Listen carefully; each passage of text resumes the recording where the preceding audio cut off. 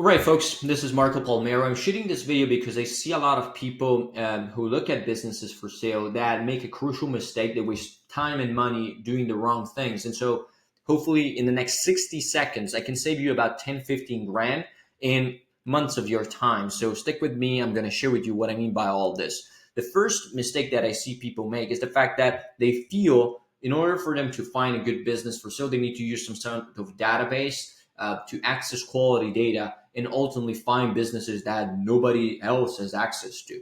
And so they subscribe to some of these platforms right here that are crazy expensive, and they ultimately leverage that and feel that platform is going to provide solutions to all their needs.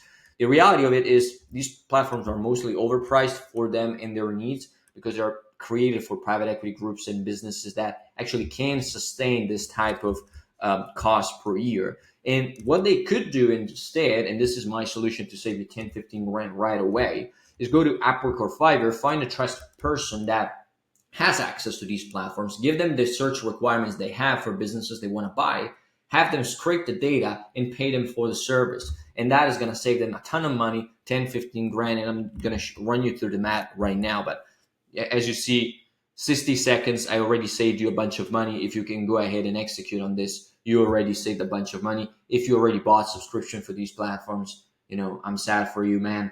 You probably wasted your money. But the platforms that I have listed here, they're just examples, probably some of the most popular ones: PitchBook, Axio, Grata, SourceScrub, ZoomInfo.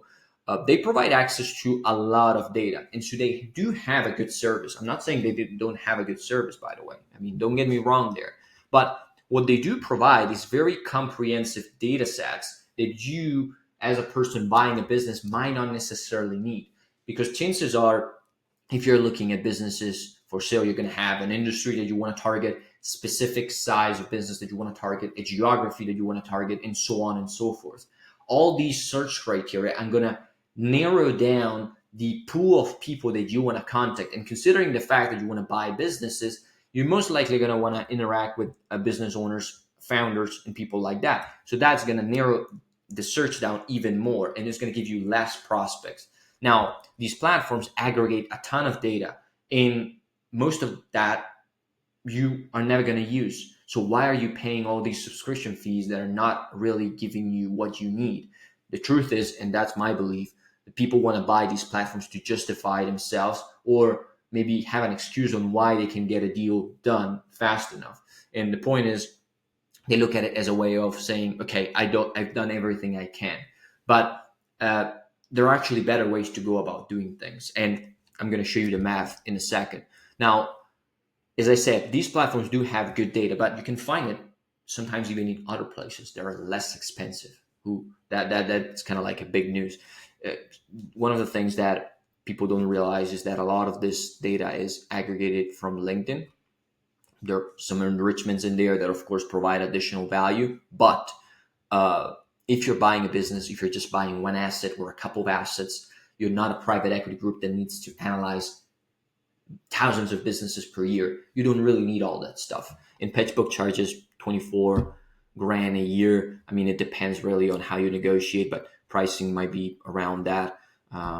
Axio 8,000 plus success, so it gets even higher. Grata 15 grand, SourceScrub 20 grand a year, ZoomInfo 15 grand a year. So if we average out the cost of these platforms, let's say that we don't know which one we want to pick, we get to an average of 16,400 just for data. And we haven't even started reaching out to business owners. That's the crazy part that most people get wrong. They subscribe to these platforms. They pay a ton of money up front because most of them charge, everything up front or 2 installments, I don't recall. And they end up wasting that money because they don't realize it, but they just put it in the trash. Instead, as I said, if you go to Upwork or Fiverr, you have your search nailed down, then you can start making accurate decisions because you can give this search to somebody that has access to the platforms, scrape that data, and be good with it. One other problem that people face is the fact that they don't have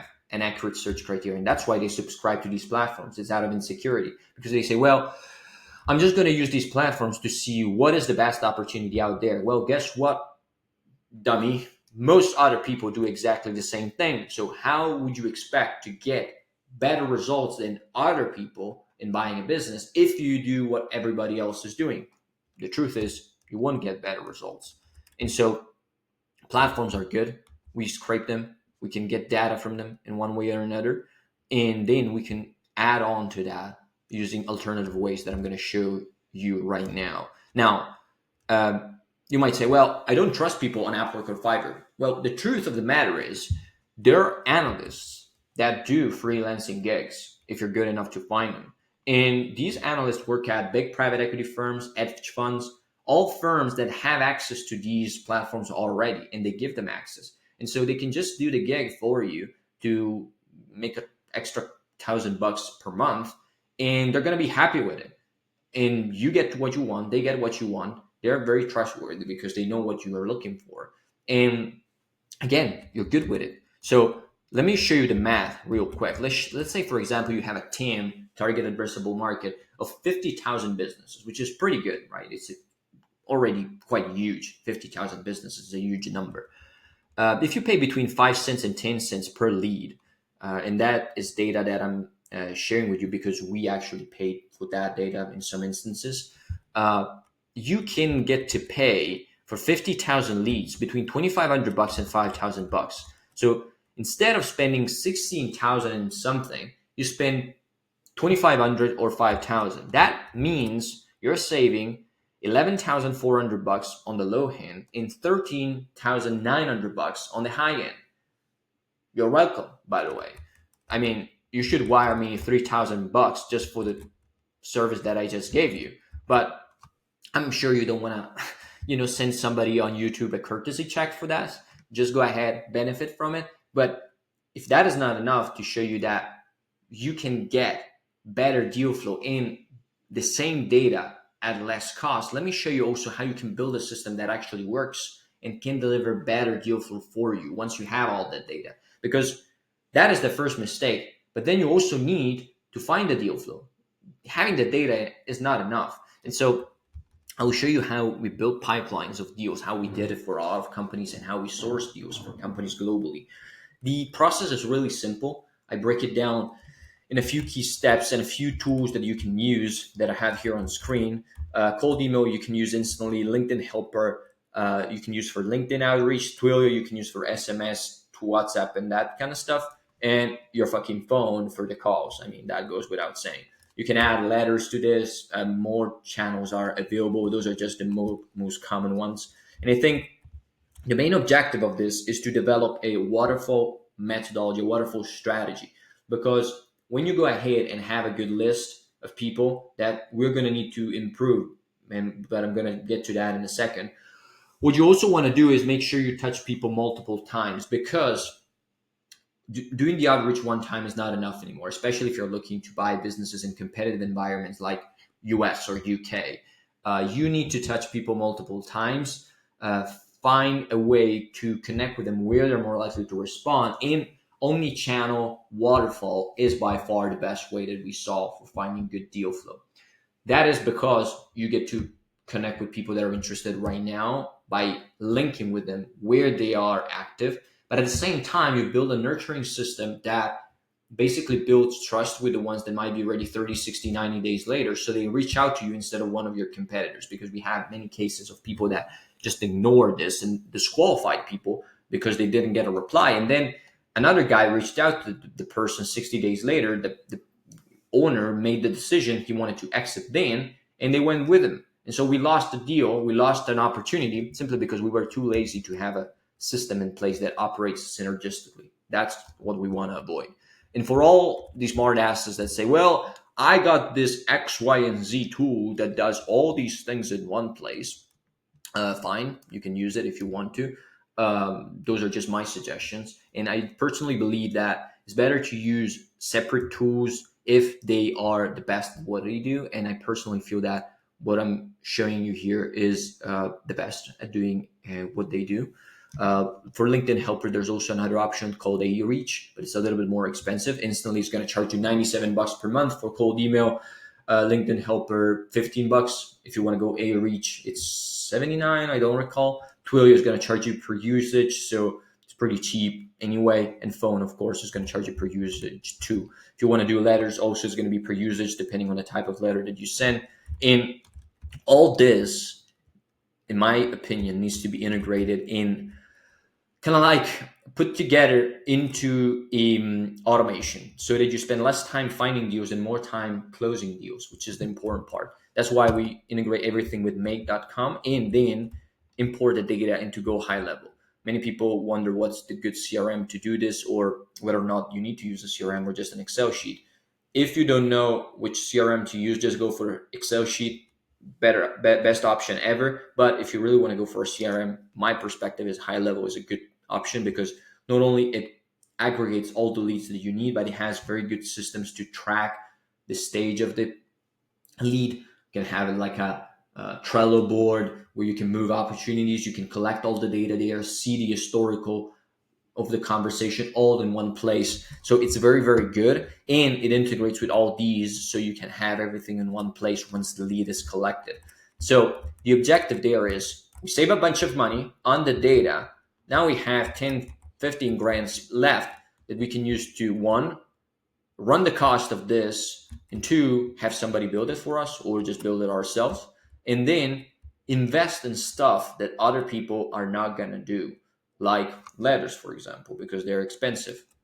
You can do letter campaigns that start before these and then do online part later, or vice versa. There are different ways to go about this. I'm just breaking things down here for you as an example. So the data part, let me go here, is what I just said to you in the beginning, but I just covered the online part. So the databases. People think that once they saved a bunch of money, and congratulations, by the way, because if you follow so far, you just saved yourself 10, 15 grand. But they feel that it ends over there. So that's all they need to get quality businesses for sale. That's not the answer. Online data is just part of what you need. There's also manual scraping that you're going to need to do, because there are tons of businesses that are not digitized. And since all these data platforms aggregate data that is available on the internet, if that business doesn't have a strong online presence, you're not going to find it in those platforms. And you might miss some crazy opportunities simply because you're too lazy. So manual scraping, it can be Google Maps, directories, all these kind of places where you then go ahead and enrich the data through automation and have more businesses that ultimately complement the online data that you purchased from the databases. Why do I say this? Well, because if you spend 15 grand on the databases alone, then you don't have any money left to invest in manual scraping. Instead, you just saved yourself 10 grand. Congratulations again, by the way. You can allocate part of that capital towards manual scraping. You don't need to do it yourself. You can hire somebody. And then you get more complete data, a better list that is actually more quality than anybody else looking at these platforms and paying 3-4 times the money for the exact same stuff that you get, but you get more because you have that too. Then you can run a system, right? Waterfall, you can start with email, for example, do outreach, yes, no, positive replies. For the no replies, we run a follow-up. We don't spam them too much. If people are not replying after a few messages, we put them into the other silos, SMS, LinkedIn, that depends. We can mix it depending on the strategy. But the point is, we want to move them there, because if they don't reply for a few times on one channel, it might just be that they're not responsive there. It doesn't mean that they're not interested. Maybe you reach out to somebody on LinkedIn and replies you first message, yes, I'm interested, simply because it checks LinkedIn and it doesn't check email. So you cannot make that assumption until you've touched the lead in multiple places. And that's why we use waterfall, overflowing leads that don't reply into other channels. And again, then do the outreach again, no, yes, follow-ups, and keep doing this for all the channels. Then repeat the process, or add on channels depending on what you want to accomplish. All the positive leads go into your DealFlow pipeline that then can be filtered even more if you would like before you take a call with a prospect. That, of course, is totally up to you. Now, all this stuff is something that we do for a lot of people. We either do it on their behalf, so we find them the deals and they collect them, or we show them one-on-one how to build these systems so that they can get more quality deal flow. And the truth is, there are a variety of ways to build these systems with these tools. Those are just examples that I gave you to kind of give you the overall infrastructure. But the point is, if you save a bunch of money on the data collection part immediately, then you have an unfair advantage because you can invest into building this infrastructure, all that capital, and at the same time, you are creating an automation through Make and all these kind of things that saves you time. And what is it that we're solving for here?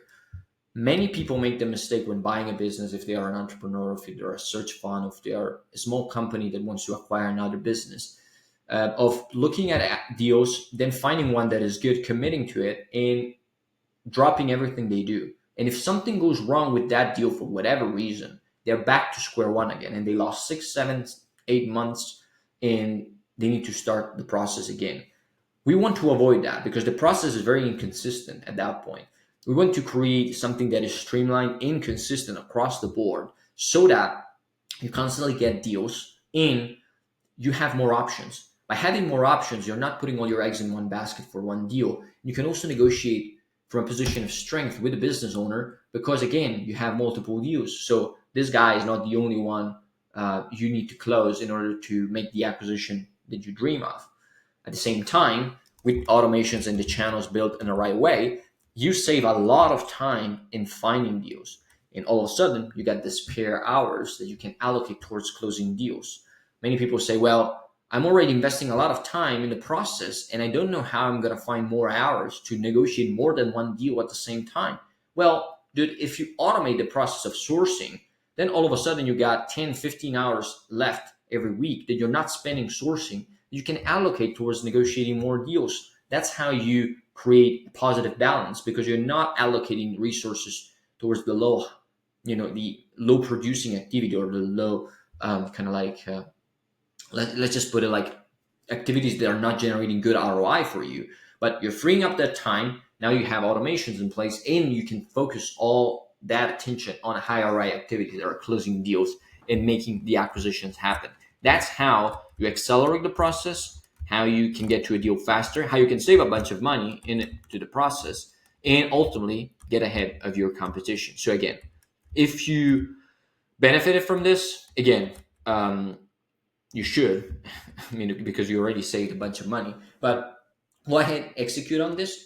At the same time, if you're looking to support and for support in building your pipeline through guidance or having us do the entire thing for you, check the link below. There's going to be information about how you can connect with us over a call to see how we can help, if we can help, and whether we want to help also. And then we will take it from there.